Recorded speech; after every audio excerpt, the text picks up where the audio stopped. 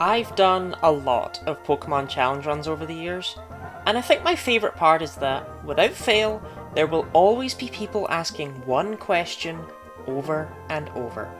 Is this a Nuzlocke? Is this a Nuzlocke? Is this a Nuzlocke? Is this a Nuzlocke? Is this a Nuzlocke? Is this a Nuzlocke? Is this a Nuzlocke? Is this a Nuzlocke? So sure, here goes. Let's repeat my last challenge run, but as a Nuzlocke, to see how things change.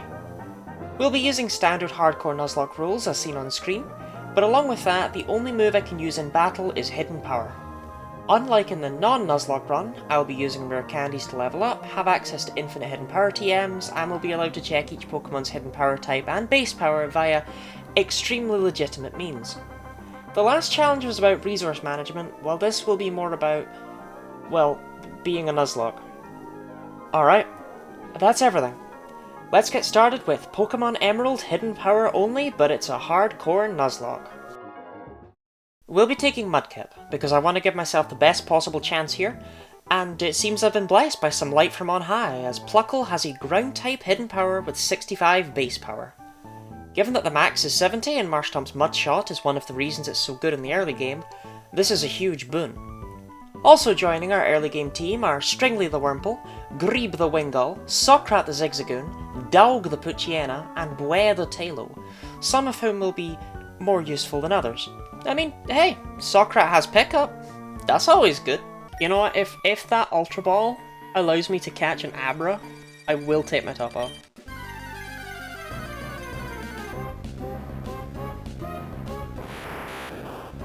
Yeah. Oh shit.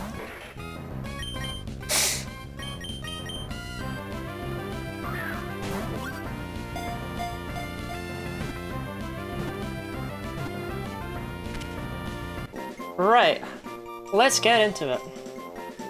Yeehaw! You'd better be worth it, Janties. Fuck! Yeah, we also caught Heegner the Whismer, so, yeah, I'm sure either of those two will see use. Let's just pretend that didn't happen and fire straight into Roxanne. Pluckle obliterates her opening Geodude with a critical hit, which is frankly insane. Her second Geodude hangs on with a third before hitting with a Rock Tomb that deals around a quarter, and of course gets the speed drop. Roxanne wastes 2 potions trying to keep this Geodude around, but to no avail. It never gets another turn. Against Nosepass, Pluckle somehow does exactly half, which fails to trigger Nosepass's Oran Berry after it misses its Rock Tomb, and next turn Pluckle high rolls to take it out quickly. That went even smoother than I expected it to, and that's 1 badge down. To further the cause for celebration, Pluckle evolves into Marshtomp, giving his Hidden Power a massive stab boost from here on out. We defeat the Pico terrorising Team Aquagrunt in a very satisfying way, return Pico to Mr. Briny, get a phone from the President, try to ignore our loser neighbour Brendan, and sail over to Dewford to begin our new life as a courier. Well, first we should really check out what the trendy phrase is, that's always worth a laugh. I'm teaching my Pokemon about satisfied drooling, but it's not going well. It's a bit too much, I think. This whole business about satisfied drooling. Isn't there a TV show on it? I collect official satisfied drooling licensed merchandise. I have official satisfied drooling dolls, official satisfied drooling brand clothing, and officially licensed satisfied drooling picture books. That was life-changing. Let us never speak of that again. New encounter time. Fid the Magikarp, Wobbly Yuri the Tentacle, and Flappy the Zubat. What a pile of crap. Let's quickly hand over Steven's letter so we can catch another Pokemon, those ones made me sad. Welcome in, Jog the Electrike. You're a little better, I guess.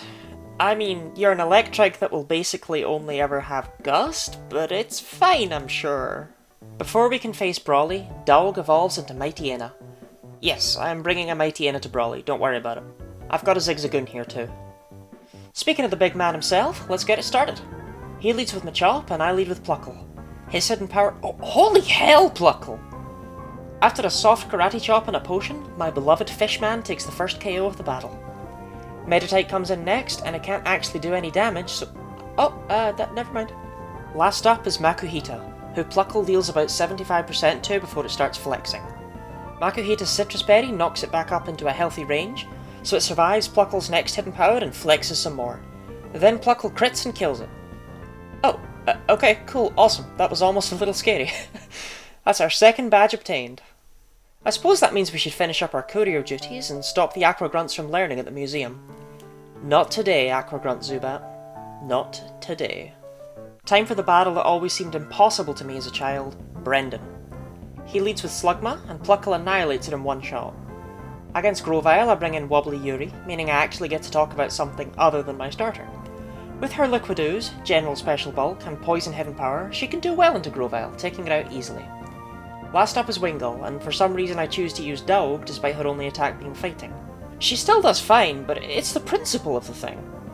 There's only one encounter before our next gym battle, and it's Wanderous the Oddish. Cool. Oh, and Sokrat evolved into Lanoon. She won't be useful into Watson, or really, ever. Look, she's kinda mostly just here for pickup and moral support, but I don't want to tell her that. Anyway, Watson. Pluckle uses Hidden Power Ground a few times and wins. Murstomp's really good. That's 3 badges. We have quite the hike until our next badge, but before we get any encounters, Grebe evolves into Pelipper. No, I'm not totally sure why I'm telling you all these Pokemon we aren't really using or evolving. It just feels right. I don't want the Grebe fans to get mad at me. Okay, let's start the encounter train for the way to Meteor Falls. We've got Blanket the Numel, Vehicle the Slugma, Ed Balls the Spinda, and GuineaLottie. I'm getting some real Bolt Beam vibes from these guys. I'm actually going to skip out on a Meteor Falls encounter for now. Since we got Flappy, there's a 50% chance in the late game that we can get a Bagon here, and Salamence could very well be huge for the Elite Four. Oh, and Team Magma took a Nerd's meteorite up on top of a volcano and we need to get it back. Ooh, maybe we'll see the hiker!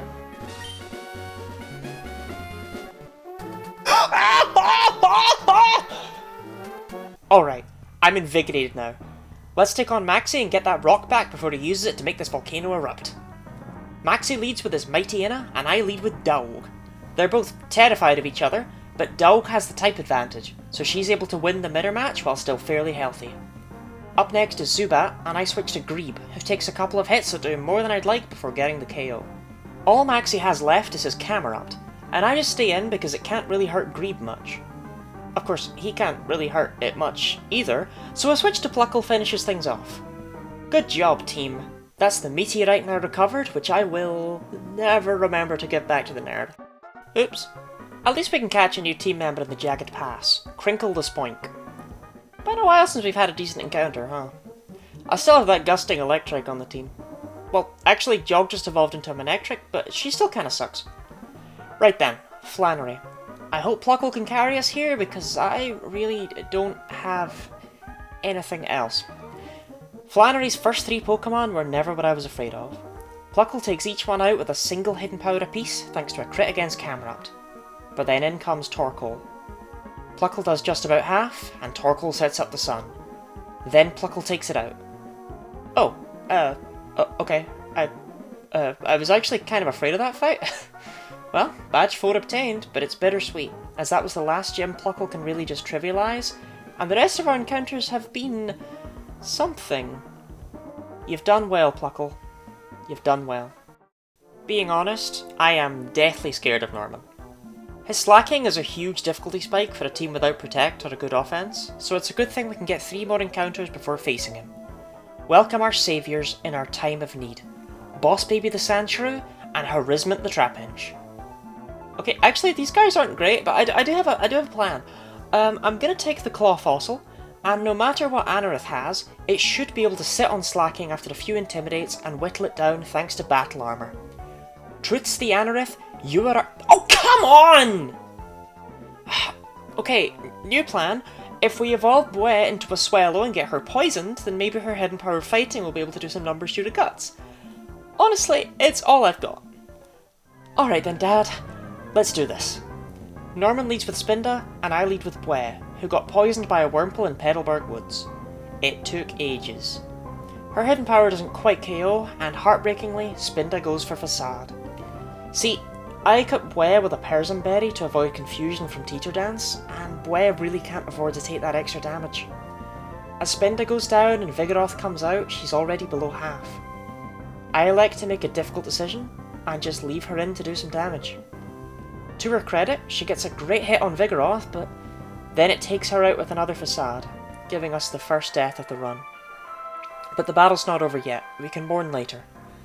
I bring in Pluckle to finish off Vigoroth, and thanks to Lanoon going straight for Belly Drum, he's able to finish it off too. I guess I wrote him off too soon. That leaves Norman with just one Pokemon, his almighty Slacking. I make a switch to Fi right away to get off an Intimidate, as Slacking just goes for counter.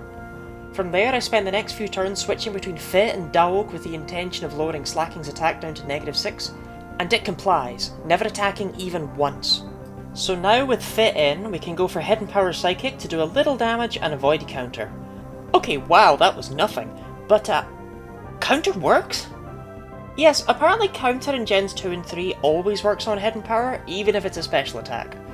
I was unaware of this, and it's a little scary. Fi stays in to slowly do his best, chipping Slacking down with soft hits until I can't risk a crit from Feint Attack or Facade, and I switch into Daog on a counter turn. Daog is able to do much more damage than I expected, and Norman heals on the turn Slacking would have been able to attack. But Daog is having none of that, and lands a huge crit, knocking Slacking back below half. And next turn it's forced to loaf again, so Daog is able to get 2 hits in for free, knocking the beast out cold. And boom! That's badge number 5. It came at a cost, however. Our run is no longer deathless, and while Bwe wasn't exactly great, neither are many of the residents of our box. I need to play especially carefully from here on out, otherwise it'll snowball fast, and I do not intend to lose this run. Fly high in the fields of Valhalla, Bwe. At least with Surf under our belt, we have some more opportunities for disappointment. Toofy the Carvana, Sick Flips the Magnemite, Il Lama 11 the Whalmer, Corpheus the Goldeen, Phoebus the Feebas, and Oily Duck the Marl. We also fought Brendan in there at some point, but I really only care about fights that matter. Like Winona. I spent a long time agonising over how I wanted to run the Winona battle, and in the end I came up with this bizarre looking team. I lead Blanket, now a glorious Camerupt, who... Okay, I thought he'd outspeed Swablu, but that's okay. Perish Song isn't a big deal since we KO after Winona heals, so we're basically still on track. Out next is her Pelipper, and I bring in GuineaLottie Lombre to take the water gun like a pro, and then clap back with a 4 times effective Hidden Power Electric for the one shot. This is getting depressing. I'm starting to see why people calc these things ahead of time. GuineaLottie Lombre breaks through the confusion, however, and takes out Pelipper with 1 more Hidden Power, bringing in Skarmory. I trust that GuineaLottie Lombre will live in Aerial Ace, and use another Hidden Power to chip it down. He does indeed survive, and I make a switch to Vehicle to finish the job. This burn proc from Flame Body wasn't necessary, but my god it feels good. Vehicle being out as Skarmory falls causes Winona to not only bring in her Altaria, but to go straight for Earthquake instead of setting up. Right into my trap. I bring out Greeb to dodge the Earthquake, and to defeat Altaria with 2 Hidden Powers Ice before it can do anything nasty. And now all that's left is Tropius, who Greeb just crits to one-shot. I mean, it works for me. That's badge number 6, maybe not entirely how I planned it, but honestly I'm pretty happy with that one. Just 2 more until the Pokemon League. On the way down to Lily Cove, Pluckle evolves into Swampert. I love this guy. On Route 121, we also catch a brand new team in Mount Pyre, we also catch a brand new team member, Sherbet the Shuppet. This is, what, the 3rd Pokemon of the run to actually have Stab? It isn't great Stab, but it's there. Atop Mount Pyre, we meet the old people who let us know that Team Magma and Team Aqua have taken some orbs, and that we get to do the hideout stuff now. Fun, fun. Let's deal with that in a minute, though. First up, I grab the Pokeblock case, and then spend around 15 minutes making Pokeblocks of various colours. Then, I travel all the way to the top left corner of the Safari Zone and place a red Pokeblock in the feeder, which will massively increase the odds of a Pokemon with an attack boosting nature. I picked this area because the only encounters that remain here are physical attackers. And after all that, my work pays off, as a rare and powerful Rhyhorn shows up and runs away immediately. Well, that was a fun diversion. Chasing Team Magma to their hideout, but also given the chance to add Skilled the Torkoal to our team. She is terrible. But we didn't come here for Skilled, we came here to watch Maxie awaken Groudon, and then battle us to try and save face after Groudon runs away. So, let's do that. Maxie opens with his Mightyena, and I open with Daog. Hey, didn't we do this one already? Well, due to a Swagger confusion, Daog actually needs to run away from the mirror match this time, but the newly evolved Sherbet is happy to finish things off. This brings Crobat straight out, and surely Grebe can handle this one. After a little juggling to get rid of confusion and also to apply and intimidate with Dog, that is. Huh, kinda hoped Grebe would do a little more than that, but I guess this is the pain of this run. He does at least avoid hitting himself in confusion to get off another hit, but then Maxi heals, so even though Grebe breaks through again, we're still not in the clear. And unfortunately, next turn Grebe does hit himself, so we need to switch. Thankfully, Crobat doesn't confuse Blanket, so he can take it out, bringing out Maxi's camera up for yet another mirror match. Pluckle comes in on an Earthquake, and shows Maxi what a real ground-type move looks like, finishing things off. Overall, that wasn't too bad, but I don't like how much of a problem Crobat was able to be.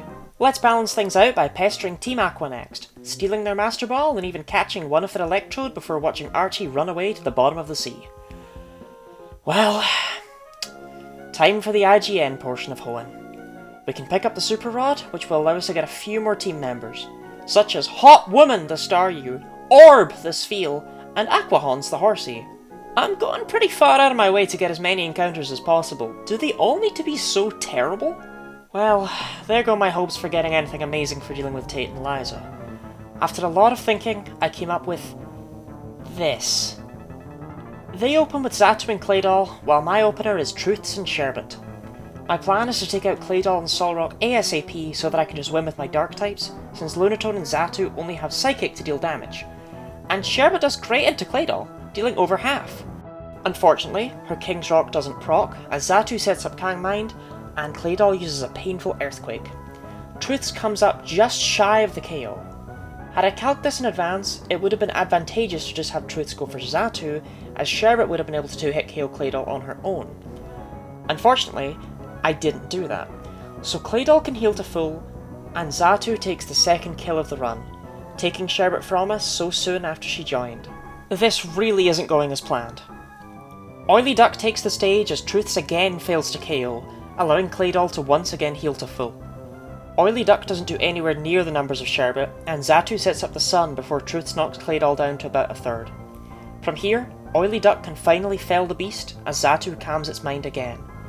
Lunatone comes out straight into an attack from Truths. I realise that with Lunatone and Xatu out, I can bring in Dowg and Toofy to negate all incoming damage. They're even able to deal a surprising amount back, with Toofy focusing on Xatu and Dowg on Lunatone. Xatu tries a Confuse Ray, but I came prepared with Perzim Berries. Lunatone tries a Hypnosis, but I didn't come prepared for that one. The sunlight fades. Lunatone heals to full, and Toofy takes out Xatu as Dowg sleeps. This means we're no longer in a position of invulnerability as Solrock takes the field, but it had to be done. Toofy does tiny chip damage to Lunatone as it uses Calm Mind for the second time, and Solrock begins charging up Sunlight, which is Toofy's cue to switch into Crinkle. Dowg is somehow still asleep as Crinkle takes a Solar Beam straight to the face, though it does basically nothing. Dowg finally wakes up, and she and Crinkle can double into Lunatone, bringing it low as Solrock sets up the Sun once more. Lunatone's just been spamming Calm Mind for ages, I stopped mentioning it. And it's not relevant anymore either, as Dowg finally brings down the moon. Crinkle nails Solrock with some good damage, and then Dowg gets hit with a one-turn Solar Beam that does a lot more than I would like, and leaves her in range of a crit next turn. Predicting another Solar Beam, I switch in Truths instead of either of my water types. Of course, Solrock uses Flamethrower instead, after Crinkle weakens it just a bit more. Hoping and praying for another Flamethrower, I bring out the thick fat Oily Duck, Crinkle lowers Solrock down, and of course it's Solar Beam. Though Solrock isn't exactly a special powerhouse, so Oily Duck does survive, and next turn she can finish it off in revenge. That's 7 badges down, and that was easily the most difficult one yet. Say hi to Bwe for me, Sherbet. You were gone too soon. Well, we can dive now. That gives us access to 2 new team members, Rhubarb the Relicanth and Wet Fred the Chinchou. They're both terrible, as per usual, but let's just evolve Llama 11 real quick and add both her and Rhubarb to the party. By taking them with me through the rapids west of Pacifidlog, we can enter the sealed chamber and open some mysterious doors around the world. I hate this! So yeah, we're here now. We have 1 Master Ball after all, and I figure Registeel is most likely to be the best of the 3, with its even offensive stats and good typing in bulk. I do weaken it first with Pluckle, because if we can catch it in a regular ball then we could get cheeky and grab Regice as well. Unfortunately, it starts setting up curses, and as soon as we reach the point where all of my team is dead to a crit from any of its attacks, I just throw the Master Ball, bringing Gunji onto the team. But wait, is that... Oh my god, a half-decent stab hidden power. Actually, this gives me an idea. I'm scared. I'm scared! Go on then. Gunji's always going to be faster than Regice and is bulky enough to take some hits. Let's give this a try, and we can give up easily when things get too dicey. Gunji's hidden power knocks Regice straight into the red, so, well, this is the best chance we're going to have for catching it. Or not. Regice spams Icy Wind a bunch, but we get no luck with our balls. I'm constantly tracking and calcing to ensure Gunji isn't dead to a critical superpower, and this whole thing feels incredibly tense despite how little is going on. Out comes the first superpower, and after Citra's recovery, Gunji is dead to a superpower crit if Regice has max attack and it gets the highest possible roll. I'm pretty sure it doesn't have max attack, so I throw one last ball.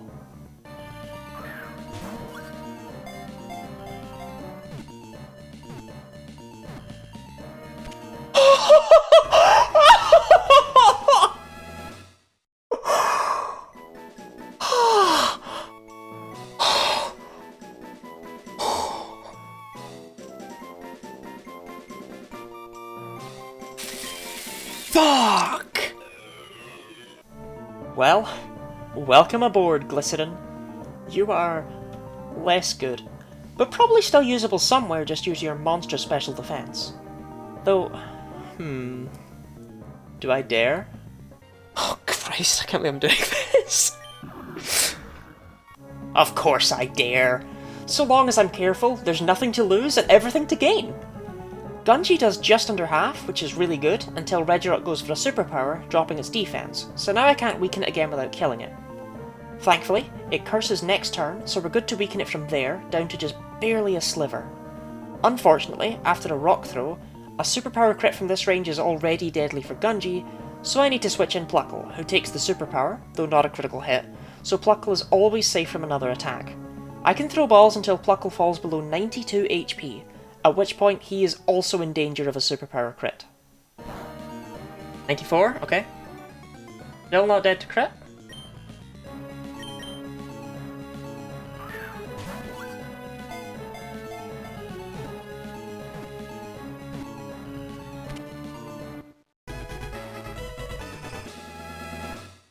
Okay, I might be the luckiest person in the world right now.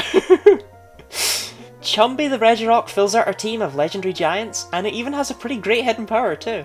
I mean, it's worse than Brick Break, but I take what I can get. I have big plans for you, Chumby. Let's get back on track, and watch Archie awaken Kyogre, who runs away and starts fighting Groudon to create an incredibly confused climate.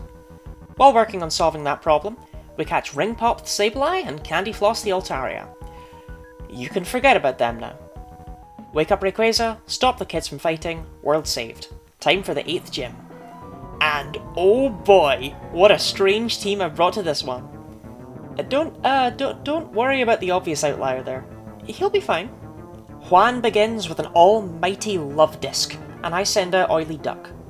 A Miracle Seed boosted attack brings Love Disc low, and even its critical Water Pulse doesn't do a lot of damage. 1 down. Next up is Whiscash, since Juan doesn't actually know I have a grass move. Oily Duck brings it into the red as it sets up some rain, meaning it heals next turn, burning one of Juan's 2 Hyper Potions. Unfortunately, then Oily Duck crits, so we won't be burning both. Out comes sad Celio, who takes half from Oily Duck's attack and deals a small amount back with Water Pulse before falling next turn. 3 down. Crawdaunt isn't a threat at all, but before Oily Duck gets the KO, I take the opportunity to switch to Pluckle to be prepared for what comes next. It just uses Taunt, which does nothing, so that's fine. But here comes the monster. Juan's ace, Kingdra. Pluckle deals slightly less than half, and it uses Double Team. Another hit gets it into the red, and of course it uses Rest with its Chesto Berry to return to full. Then Pluckle misses next turn, and it just starts to go wild with Double Teams. Pluckle does his damnedest, but yeah. Pretty quickly it gets to +6 and starts actually attacking, which is fine, because I have a plan. By bringing in Oily Duck, I can guarantee that Kingdra uses Water Pulse. This allows me to switch to GuineaLottie Ludicolo, who takes basically no damage from Water Pulse, and thus baits Ice Beam, meaning I can go back into Oily Duck and repeat for a bit to stall Kingdra out. Eventually Oily Duck gets a little low and I start using Vehicle for this purpose, but the point stands nonetheless. I feel extremely uncomfortable having Vehicle out in front of this thing, but I did promise he'd be fine, even if he is a tad on the chilly side. Eventually, Kingdra runs out of Ice Beam PP, and I can switch between GuineaLottie Ludicolo and Wanderlust to keep my PP as high as possible for when it runs out of rests. And finally, all the beast has left is Double Team. Orb slowly whittles it down with the occasional hidden power that actually lands, until Kingdra begins to struggle, sealing its eventual fate at the hands of Orb. Woohoo! Deathless One! Deathless One! We've done it. All 8 badges. I started this run as a joke, to show that such a thing just couldn't be possible. Yet here we are, so close to victory. Before the end though, it's time to catch our final team members. UK0420 the Love Disc, Curly the Corsola, and Hank the Makuhita. I'm glad to see the game isn't suddenly giving me good encounters. Though of course, I saved one encounter for last. Deep in Meteor Falls, we can now find our last Pokemon.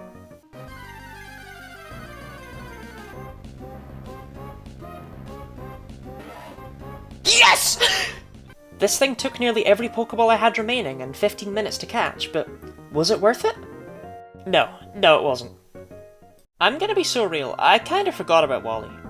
Like, I remembered he was here, but I didn't make a plan for him. Grebe easily one-shots his Altaria, which brings out Magneton. An easy swap into Pluckle, who is immune to the Thunderbolt, and then easily takes the second KO. Now Roselia takes the field, and I make a mistake. I should have switched to Grebe, but I didn't. I switched to Gungi. They dodged the first Leech Seed, but not the second one, and somehow one-shot. I'm really not used to that in this run. Jesus Christ. Delcatty comes out, and do I switch to Chumby? No, I stay in, and Leech Seed saps Gungi's HP, so even though Delcatty doesn't do a lot, they've taken some damage once it falls. This means someone else needs to come out against Gardevoir, and I choose Socrat. Gardevoir sets up a Future Sight on the switch, and then after a weak hidden power, it calms its mind. Socrat hits it one more time, but then finds herself on the receiving end of a nasty Psychic. She survives, but then the Future Sight comes out. She's been with us from the start. At any point, I could have switched back to Gungi. What the hell was I doing? I can't make misplays like that. I can't! The victory against Wally feels as empty as this cave.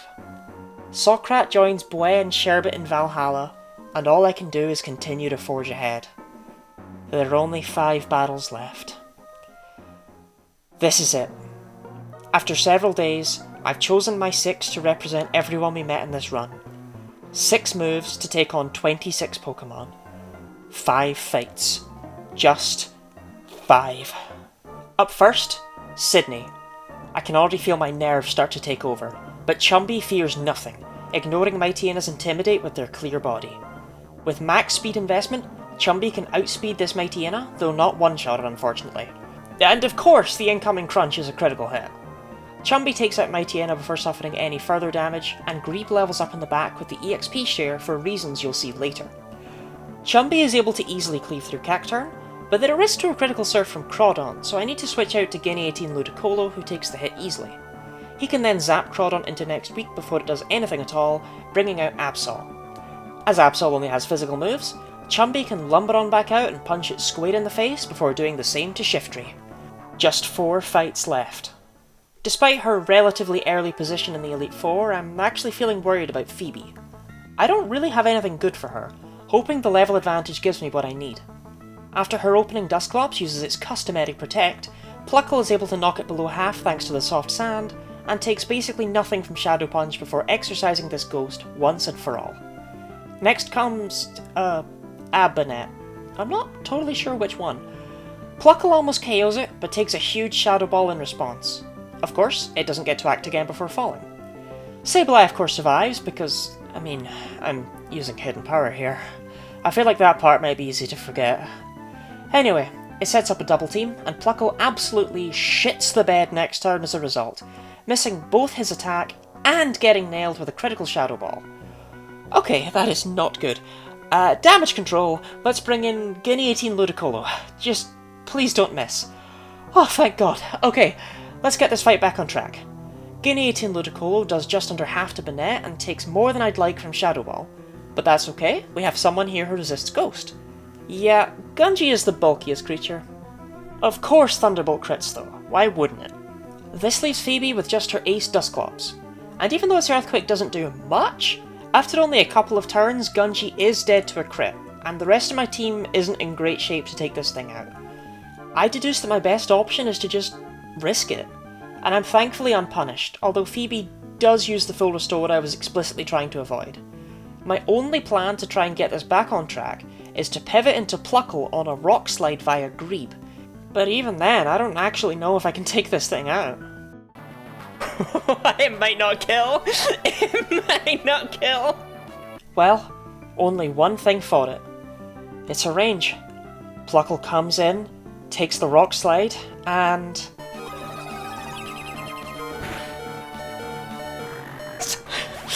Okay, 3 fights left.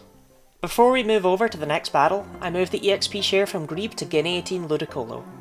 Greeb isn't actually at the level I want him at yet, but GuineaLottie Ludicolo needs experience too for later down the line. I'll figure something out. Alright, Glacia. I'm hoping Chumby can shine once more. Her opening Celio miserably sets up the hail before perishing in sadness, which brings Walrein straight out, as it's Glacia's only Pokemon with a water move. That of course means GuineaLottie Ludicolo can come in for basically free, and do pretty decent damage before taking a much nastier Ice Beam. A crit will kill, so I need to switch over to Wobbly Yuri, letting her make her debut in the Elite Four. The hail stops on the switch, and she can do a little bit of chip before being paralysed by Body Slam. She's able to get off another hidden power before eating her Citrus Berry, meaning she's safe to fire off the remaining hidden power we still need for Pluckle to finish things off. Except, of course, Wobbly Yuri gets fully paralysed. So that means I just kinda need to bring in Pluckle anyway, who is thankfully not paralysed on the switch-in. He can't take Walrein out, and Ice Beam does so much more than I'd like. Glacia heals, and a hidden power puts us back to where we were at before the Wobbly Yuri nonsense. I've kind of run out of options here, I just need to risk the crit. Pluckle's attack lowers Walrein into the red, and Walrein's Ice Beam... doesn't KO. Thank God. Now, Pluckle could get the KO, but I instead switched to Gungi to better deal with Glacia's incoming Pokemon. They take a hefty chunk from Ice Beam and Surf, but do finally fell the beast, bringing out her first Glalie. Glalie crits instantly, because of course. Gungi nearly one-shots and eats their Citrus Berry, and Glalie crits again before being taken out. Against her second Celio, I switch back to Chumby, because I know Little Miss Sadsack over here is just going to set up Hail. Chumby gets vengeance for what I've had to put up with in the rest of the fight, taking out Celio in one go, and her second Glalie isn't a threat to them. 2 fights left. I need Greeb to be level 57 for reasons, but he's 781 experience away. Now, I can work around this, but it means I need to take the EXP share off of GuineaLottie Ludicolo, which will have future ramifications, as now he won't reach level 57 when he needs to. I'm sure it'll be fine. Don't look at the peak of the mountain. Only look at the part directly in front of you that you actually need to climb right now. Alright, Drake. I lead with Greeb against his Shelgon, and switch out instantly into Gungi, since it always uses Protect turn 1 anyway. Gungi, importantly, is faster than Shelgon. This means it will just spam Rock Tomb as it tries to maintain speed control, but not only does that do basically no damage, Gungi has clear body and so cannot have their speed lowered. We get Drake to waste 1 heal before Shelgon falls, the experience just barely letting Greeb reach level 57 as Drake brings out Flygon. Because Gungi is baiting Earthquake here, I'm safe to switch to Greeb, who is immune to the Earthquake, and at level 57, with max speed and special attack investment while holding a Nevermelt Ice, is able to outspeed and just barely one-shot Flygon. Boom! Terrible IVs and a speed-lowering nature could never keep you down, my glorious pelican. The Greeb fans are eating good tonight. This then brings out Salamence, who, Greeb neither outspeeds nor one-shots. Could have outsped if you didn't have a speed-lowering nature, though. The Greeb fans are eating poorly tonight. Not that I really have a choice but to just risk it anyway. Rock Slide thankfully neither crits or flinches, and Greeb's hidden power does a lot, bringing Salamence down to below half after it consumes its citrus berry. Of course, we definitely can't stay in again, so here comes Gungi. And of course that Rock Slide on the switch missed, meaning I could have just stayed in with Greeb and finished things off had I been able to tell the future. Salamence switches to Flamethrower, and Gungi lowers it into the red. We're dead to crit here, but I want Gungi to weaken it after it heals. Oh god. Okay, crisis averted. That was not the plan I had, but it works. That brings Kingdra out next, and anticipating a surf, I switch to GuineaLottie Ludicolo on what turns out to be a Dragon Dance. Okay then. Kingdra uses a smokescreen, and my goal is just to get Kingdra below half so Pluckle can take it out. Body Slam does not a lot considering the Dragon Dance, but of course GuineaLottie Ludicolo misses after a whole one smokescreen. Time to reconsider my options and just switch straight into Pluckle on another Dragon Dance. He gets hit by yet another smokescreen, but this is Pluckle we're talking about. The next turn he gets paralysed by a harsh body slam and is fully paralysed. Without any option but to risk it yet one more time in this fight, I try again. Kingdra uses Dragon Dance and Pluckle breaks through paralysis and misses. I still don't have a choice. Body Slam comes out. Pluckle survives with 19 HP and he finishes Kingdra off. Oh, why is it always a Kingdra? Altaria is all that's left, and it can't really do damage to Gungi. The problem is, Gungi is lower on HP than I anticipated due to Salamence's tactics earlier on. Of course, Gungi is Gungi, and crits on turn 1 to make this fight much more in my favour. Altaria tries to set up a Dragon Dance, but Gungi does not care, and takes it out with a high roll, bringing Drake down. I'll be honest, this Elite Four run so far has been one of the most draining hours of my life. Days of planning coming to fruition, with me needing to dance around mistakes or bad luck constantly. This was supposed to be a joke run, something silly to show that not everything needs to be a Nuzlocke, but here I am at the champion with a full team of 6. Everything inside me is telling me that this is possible, but I just can't stop panicking. I need to get it together. Only one fight remains. Wallace. It's just you and me. He opens with Wailord, and I bring out GuineaLottie Ludicolo. I do have a plan here, and I'm hoping it'll still work despite GuineaLottie Ludicolo being a level lower than expected. His hidden power does just under half, and Wailord sets up the rain, as anticipated. The next turn, GuineaLottie Ludicolo brings it all the way to the red, and due to how I built his EVs, Wailord will always use Double Edge over Blizzard here, meaning the recoil will... Oh, that's really not good. I urgently needed that extra experience, but I also needed Greeb to outspeed Flygon. I messed up with my EXP management, and now I'm paying the price. For what it's worth, this was around a 60% chance to KO at level 56. After a heal and another 2 hidden powers, Wailord does indeed knock itself out with Double Edge, but the damage has been done. GuineaLottie Ludicolo has taken way too much damage, and this will have a knock-on effect. Tentacruel comes out, which means it's Pluckle's time to shine. Tentacruel could use Ice Beam here, but thankfully it sticks to the initial script and uses Sludge Bomb for some weak damage before Pluckle takes it out. The rain also stops, which is good, because here comes Wallace's Ludicolo. You might have wondered why I brought Wobbly Yuri to the Elite Four. This is why. With her high special defense, resistance to surf, poison stab, and liquid ooze, she is the perfect counter to Wallace's gross-ass, leech-seeding, double-teaming Ludicolo. In fact, without her, it was extremely likely I would wipe to this thing, no matter who I brought. Get out, Ludicolo! Okay, Whiscash. Closing in on the end now. It's going to use Earthquake, so I switch to Greeb. Greeb's goal is to weaken this thing enough that we can get Pluckle out, which feels... familiar. He takes more than he deals, however, and I realise Pluckle still can't KO it from the final safe range Greeb brings it to. Greeb launches his last hidden power, and Whiscash unleashes a Hyper Beam that finishes him off. Good night, my pelican friend. The only Pokemon I have who can get the kill from here is Pluckle, and I don't want this thing to heal after its recharge ends, so I need to nip it in the bud now, or else it'll get out of control. This brings out Gyarados. In order to take it out, I need to try and bait a Hyper Beam somehow so I can bring in GuineaLottie Ludicolo to... maybe do a bit over half? Pluckle is, in theory, capable of 1v1ing my Milotic, so as long as the rest of my team can deal with this menace, we've got this. For lack of a better plan, I bring in Wobbly Yuri. She's the only way I can get a safe switch into someone else. Gyarados uses Dragon Dance. Wobbly Yuri doesn't get to act. Alright, Chumpy, you've got this. Gyarados sets up another Dragon Dance, and Chumpy deals something resembling damage.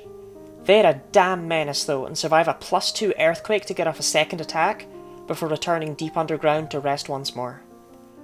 Gunji takes the stage, and Gyarados dances again. Gunji deals around the same amount of damage as Chumpy did, and barely tanks a +3 Earthquake with 2 HP remaining. My god, Registeel. We get Gyarados below half, and if it uses Hyper Beam, then maybe we have a chance here.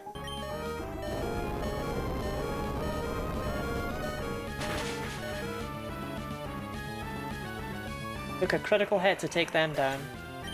Well, maybe it'll try a Hyper Beam against Guinea-18 Ludicolo and miss, or...